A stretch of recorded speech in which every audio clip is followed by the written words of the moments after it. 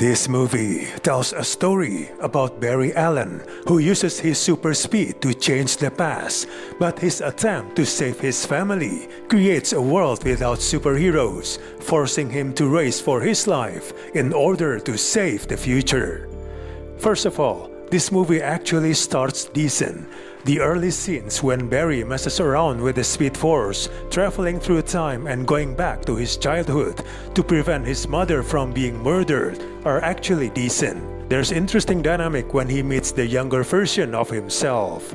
Unfortunately, it doesn't hit the emotional depths it wants to. The movie as a whole is rather disappointing. Superhero movies use time travel and multiversal stories quite often these days, but this movie doesn't bring anything properly new and fascinating to the function. The multiversal narratives fail to complicate, challenge, and strengthen our understanding of the character, in part because how little chemistry the main character has with his younger self, and because of how relatively straightforward its handling of time travel is. The narrative here goes along with genre cliches that have made these stories tiresome. It instead tries to jazz up a middling story with half-baked visual tricks, fan service, and overly meta nostalgia. The movie is stuck with the impossible task of finding and conveying substance within nostalgia bait that fails every other character and the bigger picture narrative. The biggest trip to the past involves Michael Keaton. Unfortunately, the script has no purpose for him.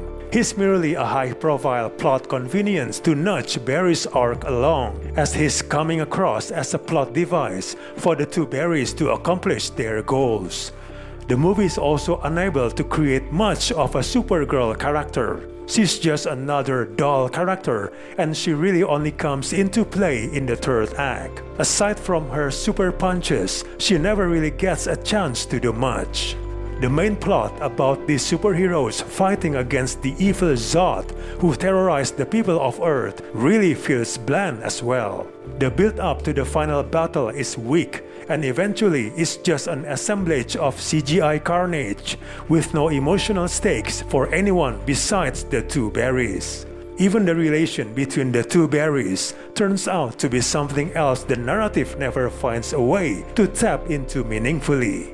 Overall, this movie is such a disappointment. We do not recommend to watch this in theaters.